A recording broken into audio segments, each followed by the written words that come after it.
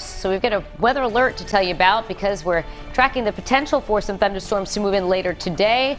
We've also got Elsa to talk about as well. Here's Michelle with all those details. Yeah, we're going to start off on Elsa, Danielle, because that tropical storm is impacting the west coast of Florida today, tomorrow, and then going to be lifting north and east from there. So right now it's heavy rain in the southwest part of Florida, Florida Keys.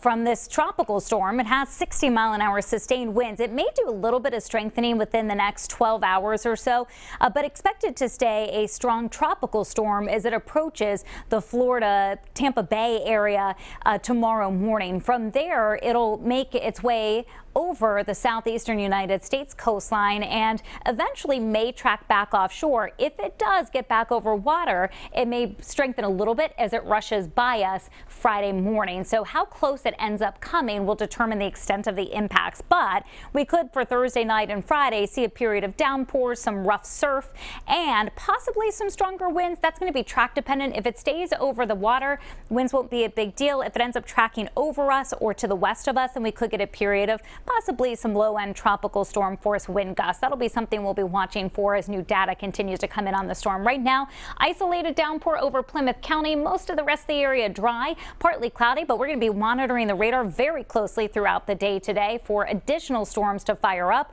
as this upper level disturbance, this little trough in the upper levels, helps to spark the storms in the hot and humid air that's returned to southern New England. It's why our threat tracker is bumped up. That, and we've got a heat advisory that's in effect until tomorrow evening. Any storms that do develop today have the potential for some strong winds, some hail, and some heavy rainfall, along with, of course, some lightning. Here's the details on the heat advisory. Right now, just inland areas until 7 o'clock in the evening for northern Providence, up through Smithfield, where the temperatures right now not bad, lower 80s, but the humidity is high, and that's pushing those feel-like temperatures up into the lower and middle 90s at times this afternoon. I expect us to continue to climb Providence area up to near 89 degrees. Here's the heat index over the next couple of hours, and it's going to be a sultry, soupy feel. Thunderstorms, if they race through, will definitely help to cool things off. And here's the timing of that. So within the next few hours, be on the lookout first in northwest Rhode Island for these strong storms. They should gradually, as they near the coastline and the cooler ocean air that we're seeing at the shore today,